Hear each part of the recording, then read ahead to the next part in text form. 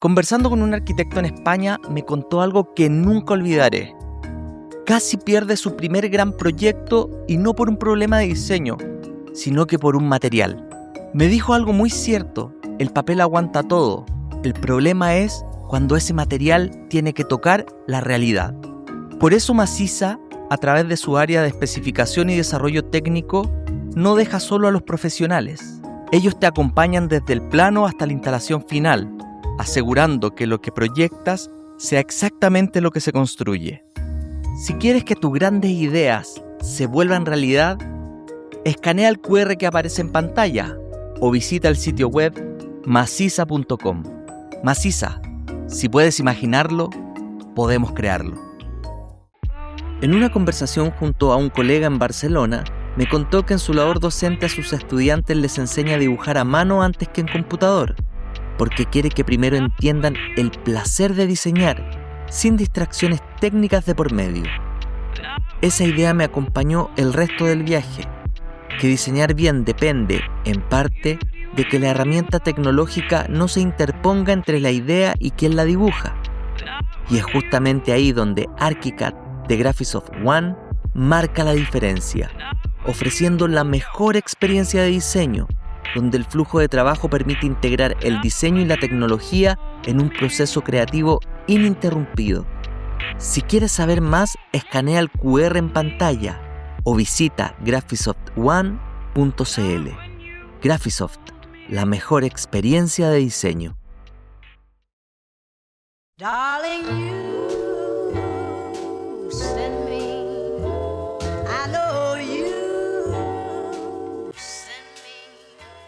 Darling, you send me, I know you send me. Darling, you send me, I know you send me. Darling. Si tomas un edificio histórico, le quitas su estructura, vacías su interior, eliminas su base y conservas principalmente sus fachadas, ¿puedes seguir diciendo que lo conservaste? Porque eso es esencialmente lo que ocurrió aquí.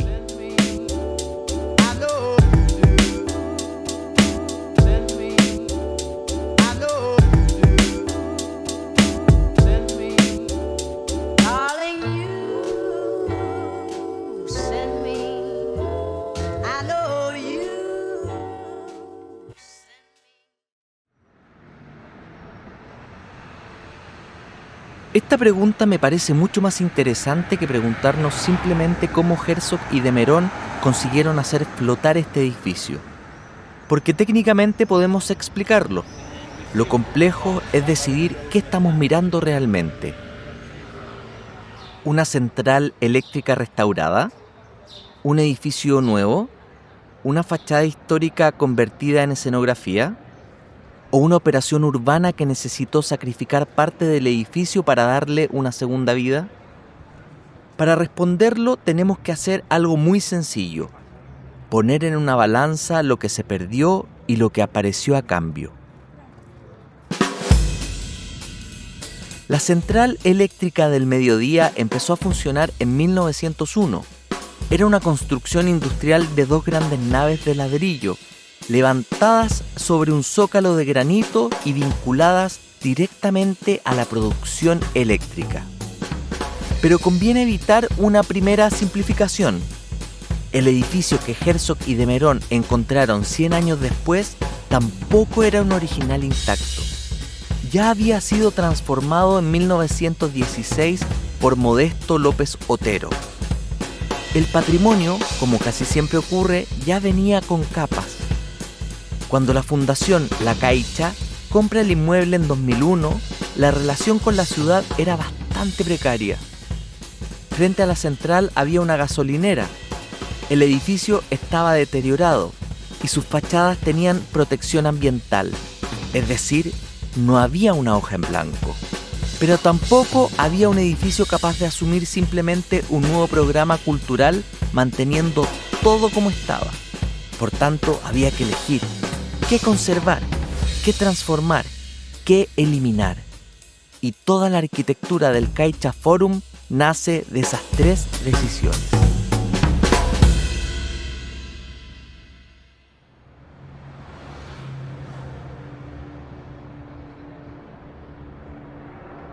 Entonces veamos cuánto costó realmente, arquitectónicamente, construir esta segunda vida. Porque cuando decimos que Herzog y de Meuron rehabilitaron una central eléctrica, la palabra rehabilitación puede resultar bastante engañosa. Desapareció el zócalo de granito, cambiaron las cubiertas, desapareció buena parte de la organización interior, cambió completamente el programa y lo más importante, los antiguos muros dejaron de funcionar estructuralmente como lo habían hecho. El arquitecto y crítico Julio Guernica encontró una manera extraordinariamente precisa de resumirlo. Antes hueso, ahora piel. Y esa frase es importante porque cambia la discusión. No estamos hablando solamente de reemplazar unas ventanas o adaptar unas plantas. Estamos hablando de transformar aquello que hacía que el edificio funcionara arquitectónicamente como una central. Su organización, su estructura, su relación entre carga y muro, su funcionamiento industrial, eso prácticamente desaparece.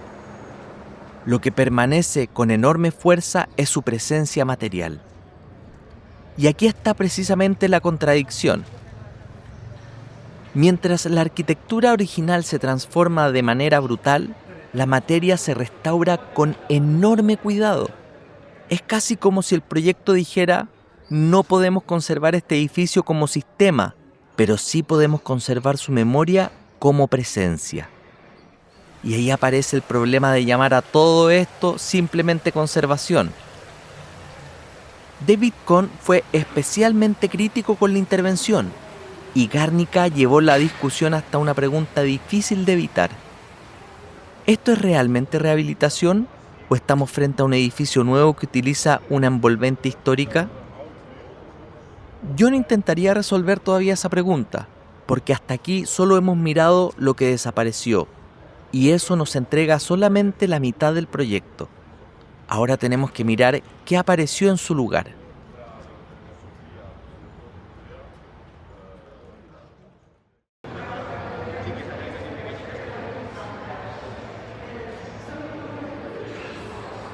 Y aquí creo que está el error más común cuando analizamos Caixa Forum solamente a través de fotografías. Vemos un objeto, pero este proyecto no se entiende completamente mirando el objeto. Se entiende caminando el espacio que el objeto libera. Lo primero que desaparece no pertenece siquiera a la central. Es la gasolinera que estaba delante. Su eliminación abre el edificio hacia el Paseo del Prado. De repente, donde antes había una barrera, aparece una pequeña plaza. Y esto parece una decisión secundaria, hasta que ocurre la segunda sustracción. Herzog y de Meuron eliminan el zócalo de granito. Y vale la pena hacer el ejercicio al revés. Volvamos a colocarlo. Si ese zócalo siguiera aquí, la fachada llegaría hasta el suelo. Habría un límite, una puerta, un dentro y un afuera, mucho más convencionales. Pero al eliminarlo aparece algo completamente distinto. La ciudad pasa por debajo del edificio. Aquello que parecía una demolición patrimonial empieza a producir espacio público. Porque la gran operación del Caixa Forum no consiste solamente en construir metros cuadrados. Consiste en ceder el nivel de la calle. La masa histórica queda arriba, la ciudad queda abajo. Y entre ambas aparece un espacio que no es exactamente interior ni exterior. Caminas desde el Paseo del Prado, entras en la plaza, te aproximas al edificio, la luz cambia, la escala cambia, el ladrillo comienza a estar literalmente sobre tu cabeza y recién entonces aparece la escalera que conduce al interior. El acceso ya no es una puerta, el acceso es una secuencia urbana. Para hacer esto, evidentemente había que conseguir que una fachada de principios del siglo XX pudiera sobrevivir sin la base que la había sostenido. Durante la obra tuvo que estabilizarse mientras se excavaba debajo. Después, la nueva estructura concentró las cargas en 3 grandes núcleos de hormigón. Y esto produce una paradoja magnífica. Aquello que vemos como historia solo puede seguir ahí gracias a una ingeniería completamente contemporánea que no vemos. Frente al edificio, Patrick Blanc ocupa la medianera vecina con su jardín vertical. No está colocado sobre el CaixaForum, está enfrente. Y eso es importante porque termina construyendo el otro límite de la plaza. De un lado tenemos una pared vegetal, del otro una masa de ladrillo suspendida y en medio personas. El proyecto deja de ser solamente una transformación de un edificio, empieza a convertirse en una transformación de un lugar. Volvamos a nuestra balanza. ¿Qué recibió Madrid a cambio de toda aquella arquitectura industrial que desapareció? Recibió una nueva plaza, un recorrido, un acceso completamente diferente, una relación directa con el Paseo del Prado y un edificio cultural que ya no funciona como una pieza cerrada, sino como parte del espacio público. Y con estos antecedentes, ahora sí podemos volver a la pregunta difícil. Darling, you send me. I know you send me. Darling, you send me. I know you send me. Al principio preguntábamos si eliminas la estructura, vacías el interior y quitas la base, ¿puedes seguir diciendo que conservaste el edificio? Después de recorrer CaixaForum, mi respuesta sería no completamente. La central eléctrica del mediodía como arquitectura industrial no sobrevivió intacta y creo que sería intelectualmente poco honesto fingir que sí. Su tipología cambió, su estructura cambió, su funcionamiento desapareció. Buena parte de aquello que hacía de esa construcción una central eléctrica ya no existe.